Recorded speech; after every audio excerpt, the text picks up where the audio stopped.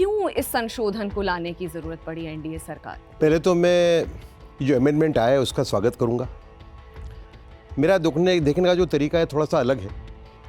मैं ऐसा मानता हूं कि भारत जैसे एक सेक्युलर कंट्री के अंदर प्रोटेक्शन हर एक ग्रुप को मिलना चाहिए। गांधी जी की हत्या का एक फ़ायदा उठा के जो खास करके जो मुसलमान कट्टरवादी हैं, कांग्रेस का उन्होंने उपयोग किया और देश के अंदर एक मुस्लिम तुष्टीकरण के एक सिलसिला शुरू किया।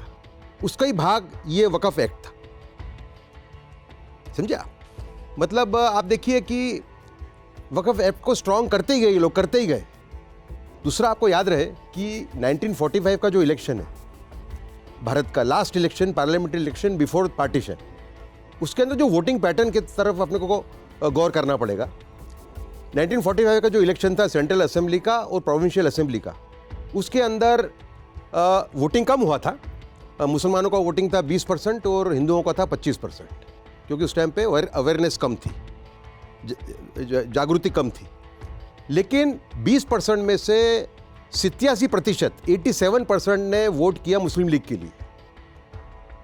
इसका मतलब मेजॉरिटी मुसलमान, मैं ये नहीं कहूँगा कि 100% अगर वोट करते तो वो भी 87% होता, लेकिन ये स्पष्ट हो जाता है कि मेजॉरिटी मुसलमान इस देश के अंदर पाकिस्तान चाहते थे। अम्बेडकर ने कहा कि अब अदला बदली कर लो, आप मुसलमानों को वहाँ भेज दो, हिंदुओं को वहाँ से बुला लो, ठीक है? वो अपने नहीं किया, एक बड़ा दिल दिखाया, ठीक है? उसके बाद में गांधी जी का जो दुर्भाग्यपूर्ण हत्या हुई, उसका लाभ उठा के इन्होंने, नेहरू जी और इन लोगों ने एक ऐसा मॉडल ठोक बिठाया देश के ऊपर जो पूरी रूप से एक, मैं कहूँगा कि एक दूसरा पाकिस्तानी देश के अंदर चल रहा था अभी तक।